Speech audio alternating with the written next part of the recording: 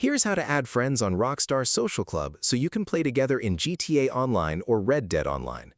Open the Rockstar Games launcher and click your profile icon in the top right, then go to Manage Account.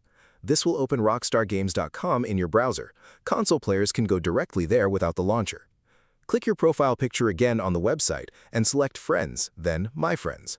This shows your current friends list. To add someone, click Find Friends in the top right.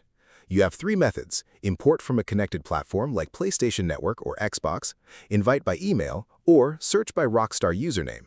The search method is the most direct. Type your friend's username in the Find Rockstar Members box, find their account in the results, click the three dots next to their name and select Add Friend. Click Send. The request will appear as pending on your friends list. Once they accept, you can invite them to your game session, join their lobby, and play together directly from the launcher or in-game menu.